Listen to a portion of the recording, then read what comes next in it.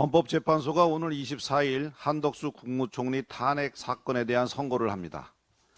국내외적으로 당면한 어려운 현실 속에서 국무총리 공백 사태를 87일이나 야기시킨 것은 너무나 안타까운 일입니다.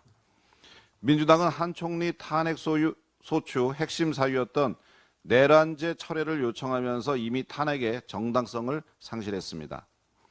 그들이 그토록 강조했던 내란죄조차 따지지 않고 공무원의 정치적 중립 의무 위반 등만 따져 탄핵을 시키겠다는 것 자체가 어불성설이기 때문입니다. 헌법재판소는 늦었지만 지금이라도 한덕수 국무총리가 국정을 살필 수 있도록 직무에 복귀시켜야 합니다. 그리고 본안 판단에 앞서 대통령 권한대행의 탄핵 의결 정족수와 관련한 헌법재판소의 명확한 판단도 내려줄 것을 촉구합니다. 민주당은 어제까지도 최상목 대통령 권한대행에 대한 30번째 탄핵 절차를 개시하겠다고 선언했습니다. 하지만 한 총리의 업무 복귀가 이루어지면 최상목 권한대행에 대한 탄핵은 아무런 의미도 가질 수 없게 됩니다.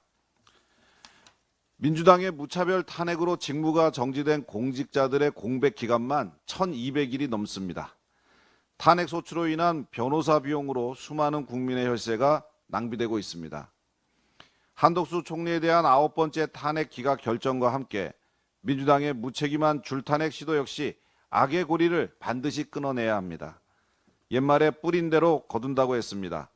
민주당이 다수 의석을 악용해 정략적으로 남발한 탄핵에 대한 결과는 결국 민주당에 대한 국민들의 탄핵으로 이어질 것입니다. 어제 한 여론조사 결과 거짓말을 가장 잘하는 정치인 1위로 민주당 이재명 대표가 뽑혔다고 합니다. 42.7%라고 하는 압도적 1위입니다. 반도체 주 52시간 근무제 예외, 기본소득 정책, 그리고 최근 전세계약 10년 보장처럼 오락가락하는 이재명 대표의 행보가 초래한 결과입니다.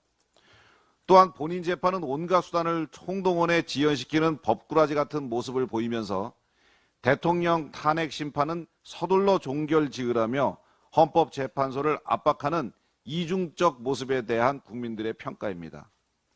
이재명 대표는 앞서 지난 6일 2030이 뽑은 위험한 정치인 1위도 차지한 바 있어 벌써 2관왕입니다.